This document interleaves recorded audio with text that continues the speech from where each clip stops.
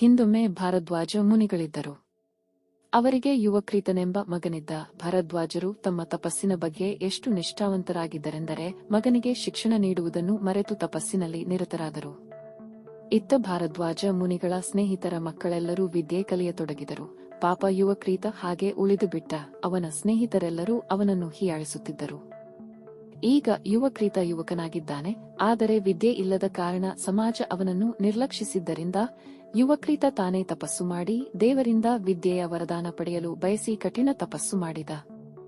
ಅವನ ತಪಸ್ಸಿನ ಪ್ರಭಾವದಿಂದ ದೇವೇಂದ್ರ ಪ್ರತ್ಯಕ್ಷನಾಗಿ ಯುವಕ್ರೀತನ ಕೋರಿಕೆ ಕೇಳಿದ. ಯುವಕ್ರೀತ ತನಗೆ ವಿದ್ಯೆ ತಾನಾಗಿಯೇ ಲಭಿಸುವಂತೆ ವರದಾನ ಬೇಕೆಂದ. ಅದಕ್ಕೆ ದೇವೇಂದ್ರ ಇದು ಸಾಧ್ಯವಾಗದು ಅಂತ ಹೇಳಿ ಅದೃಶ್ಯನಾದ. ಆದರೆ ಯುವಕ್ರೀತ ಸುಮ್ಮನಾಗಲಿಲ್ಲ. ಛಲ ಬಿಡದೆ ಮತ್ತೆ ಕಠಿಣವಾಗಿ ತಪಸ್ಸು ಆಚರಿಸತೊಡಗಿದ. ಅವನ ತಪಸ್ಸಿನ ಕಾವು ಎಲ್ಲೆಡೆ ಪಸರಿಸಲಾರಂಭಿಸಿತು. ಇದರಿಂದ ಇತರೆ ಜೀವಿಗಳು ಬದುಕಲು ಕಷ್ಟವಾಗತೊಡಗಿತು. ಇದನ್ನು ತಿಳಿದ ದೇವೇಂದ್ರ ಹೇಗಾದರೂ ಮಾಡಿ ಯುವಕ್ರೀತನಿಗೆ ಬುದ್ಧಿ ಹೇಳಲು ನಿರ್ಧರಿಸಿದ. ಒಂದೊಮ್ಮೆ ನಿತ್ಯ ದಿನಚರಿಯಂತೆ ತಪಸ್ಸು ಮಾಡಲು ಯುವಕ್ರೀತ ನದಿಯ ಬಳಿ ಬಂದಾಗ ಒಬ್ಬ ಮುದುಕ ದಂಡೆಯಲ್ಲಿದ್ದ ಹಿಡಿ ಮಣ್ಣನ್ನು ತೆಗೆದುಕೊಂಡು ಹೋಗಿ ನದಿಯಲ್ಲಿ ಹಾಕುತ್ತಿದ್ದ. ಮತ್ತೆ ದಂಡೆಗೆ ಬಂದು ಇನ್ನೊಂದು ಹಿಡಿ ಮಣ್ಣನ್ನು ತೆಗೆದುಕೊಂಡು ಹೋಗಿ ಮತ್ತೆ ನದಿಯಲ್ಲಿ ಸುರಿಯುತ್ತಿದ್ದ. ಇದನ್ನು ಗಮನಿಸಿದ ಯುವಕ್ರೀತ ಮುದುಕನನ್ನು ಕುರಿತು, ಹಿರಿಯರೇ ನೀವೇನು ಮಾಡುತ್ತಿರುವಿರಿ ಎಂದು ಕೇಳಿದಾಗ ಮುದುಕ ಉತ್ತರಿಸಿದ, ನಾನು ನದಿ ದಾಟಲು ಸೇತುವೆಯನ್ನು ಕಟ್ಟುತ್ತಿರುವೆ, ಅದಕ್ಕೆ ಮಣ್ಣನ್ನು ಹಾಕುತ್ತಿರುವೆ ಎಂದ. ಅದಕ್ಕೆ ಯುವಕ್ರೀತ, ನಿಮಗೇನು ಹುಚ್ಚು ಹಿಡಿದಿದೆಯೇ? ಹೀಗೆ ಮಾಡುವುದರಿಂದ ಖಂಡಿತ ನೀವು ಸೇತುವೆ ಕಟ್ಟಲಾರಿರಿ.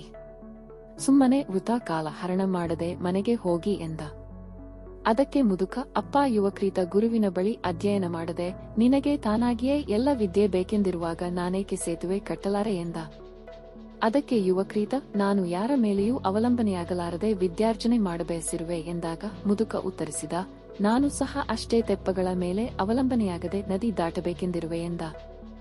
ಈಗ ಯುವಕ್ರೀತನಿಗೆ ಜ್ಞಾನೋದಯವಾಯಿತು.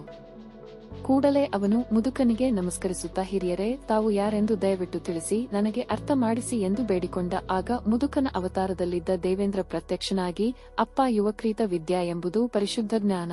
ಇದನ್ನು ಕಠಿಣ ಪರಿಶ್ರಮದಿಂದ ಗುರುಗಳಿಂದ ಕಲಿತು ಅಧ್ಯಯನ ಮಾಡುತ್ತಾ ಒಲಿಸಿಕೊಳ್ಳಬೇಕು. ವಿದ್ಯೆ ಕಲಿಯಲು ಯಾವುದೇ ವಯಸ್ಸು ಅಡ್ಡಿಯಾಗದು. ಇದನ್ನು ಅರಿತು ಗುರುಗಳ ಬಳಿ ಶ್ರದ್ಧೆಯಿಂದ ವಿದ್ಯೆ ಕಲಿತು ಪುನೀತನಾಗು ಎಂದು ಆಶೀರ್ವದಿಸಿದ. ಸ್ನೇಹಿತರೆ, ಈ ಪುಟ್ಟ ಕಥೆಯಿಂದ 2 ಸಂದೇಶಗಳು ನಮಗೆ ಸಿಗುತ್ತವೆ. ಒಂದು, ನಮಗೆ ಏನೇ ಬೇಕೆಂದರೂ ಅದು ತನ್ನಿಂದ ತಾನೇ ಸಿಗುವುದಿಲ್ಲ, ಅದಕ್ಕಾಗಿ ಕಠಿಣ ಶ್ರಮ ಬೇಕೇ ಬೇಕು.